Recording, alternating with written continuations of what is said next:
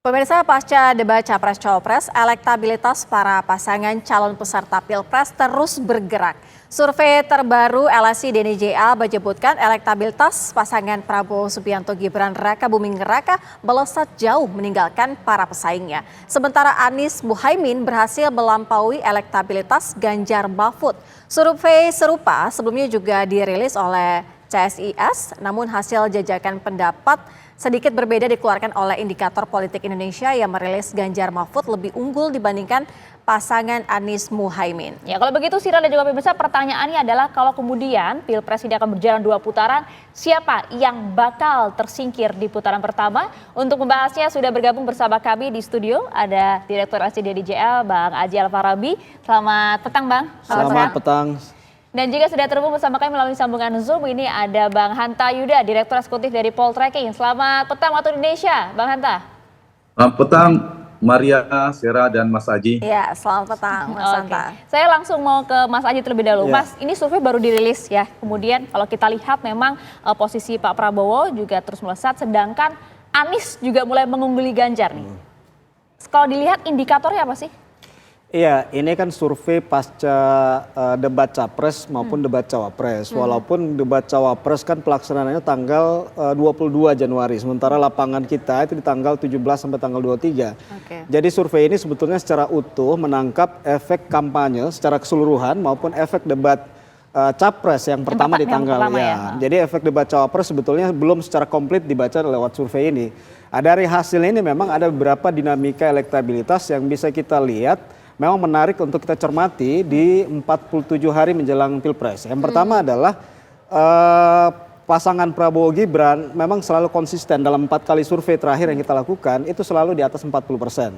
Kemudian yang kedua, kalau kita lihat tren Pak Ganjar ya pasca deklarasi Capres-Cawapres, pasca pendaftaran di KPU memang trennya terus menurun ya, bahkan di survei kita terakhir di akhir Desember ini sudah dilampaui oleh pasangan Anies Caimin ya.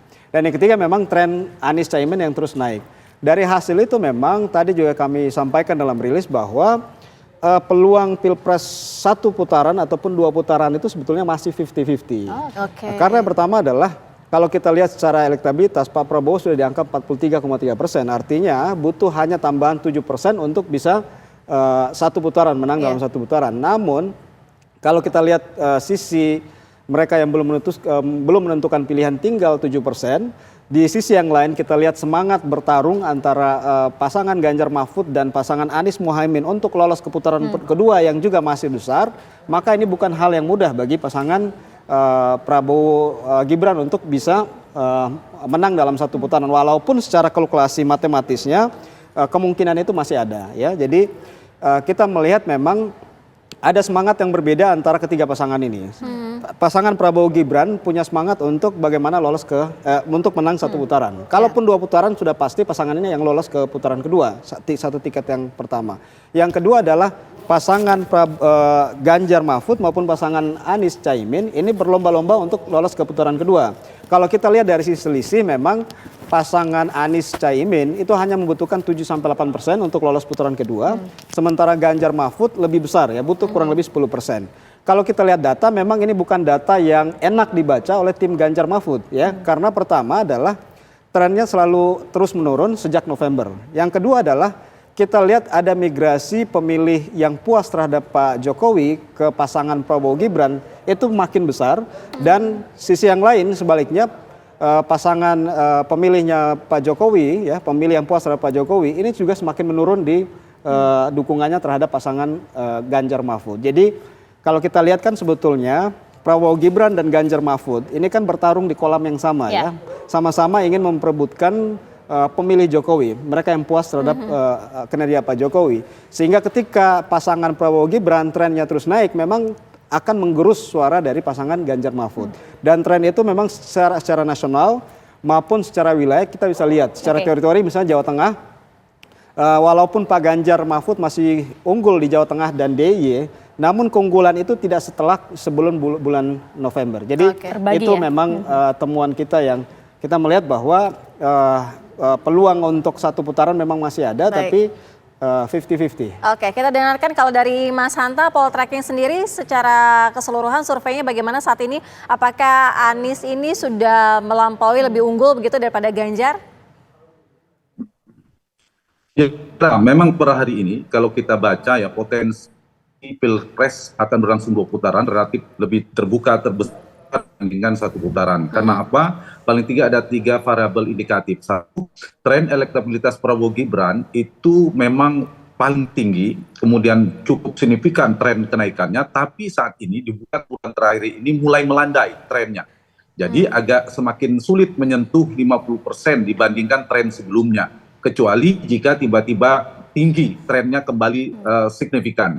Yang kedua, Sera dan Maria, tingkat kepuasan, ini variabel penting juga, approval rating kepada Pak Jokowi juga kita perhatikan cenderung stagnan dan sedikit turun. Kalau kita lihat dari data survei selain poltreking kan sempat di 76%, yang paling rilis paling baru selain LSI di indikator itu 72,9%, CSIS itu 74%. Artinya ada stagnan di tingkat kepuasan kepada Pak Jokowi. Yang ketiga, kalau kita perhatikan posisi elektabilitas Ganjar, pasangan Anies ini relatif masih stabil di angka kisaran 20-26%. Tidak ada tanda-tanda mereka akan merosot atau terdegradasi di bawah 20%. Artinya untuk menang dalam 1 putaran, meski belum terlalu konklusif kita untuk menyimpulkan, tetapi per hari ini menjelang 1,5 bulan Pilpres masih terbuka potensi berlangsung 2 putaran.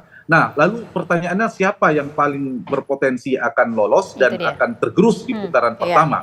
Tentu dari data ini, ya, Prabowo Gibran ini sudah menunggu di putaran kedua akan unggul karena jauh sekali kan signifikan, sudah hampir pasti aman akan masuk ke putaran kedua. Yang kedua, antara pasangan Ganjar Mahfud dan Anies Mohaimin ini bertarung untuk menuju putaran kedua. Mereka memiliki posisi elektabilitas yang relatif di margin of error. Seperti saya katakan tadi di data LSI, di data poltreking itu Ganjar 26, Anies 24. Di indikator terakhir 24 untuk Ganjar, 21 untuk Anies.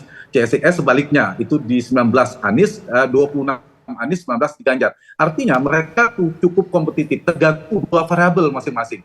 Kalau Ganjar ternyata bisa berhasil menahan laju migrasi pemilih Ganjar yang berpindah ke Prabowo Gibran dalam ceruk pemilih pendukung Jokowi, itu bisa ditahan lajunya sekarang bermigrasi cukup kencang ke Prabowo Gibran, maka ini ada potensi. Sekarang ini yang sedang dieksperimentasikan oleh Ganjar untuk merubah strateginya, dia cukup mendekat di bagian keberlanjutan Jokowi. Nah, kalau itu yang dilakukan, dia bisa kegembosan suara Ganjar itu bisa dipertahankan. Ganjar punya potensi untuk masuk putaran kedua. Nah, ini bagaimana dia bertarung dengan Prabowo Gibran di wilayah basisnya Jokowi. Yang kedua, apakah Ganjar berhasil membentuk persepsi dengan posisi politik yang baru dan spektrum politik hari ini, di mana posisi dia jika berhadapan relasi dengan Jokowi. Begitu juga dengan Anies. Apakah Anies berhasil menggerus approval rating Pak Jokowi? Kalau ternyata bisa menekan tingkat kepuasan Pak Jokowi, maka ada potensi Anies naik karena dia berbanding terbalik. Yang kedua, Anies apakah bisa berhasil berebut di basis Prabowo seperti yang kemarin ada indikasi. Nah, tergantung apakah 2 variabel antara Anies dan ini mana yang lebih efektif bekerja, maka mereka lah di antara mereka akan berpotensi masuk di putaran kedua berhadapan dengan Prabowo Gibran. Per hari ini kesimpulan sementaranya mereka memiliki peluang yang sama, 50-50. Oke, masih 50-50 ya. Tapi kalau kita melihat untuk wilayah Jawa Tengah sendiri ini ceruknya nanti akan seperti apa? Apakah memang masih dikuasai oleh Ganjar? Dalam hal ini adalah kandang banteng. Kita akan bahas ya Mas Hanta dan juga Mas Haji usai jeda sesaat lagi untuk Anda.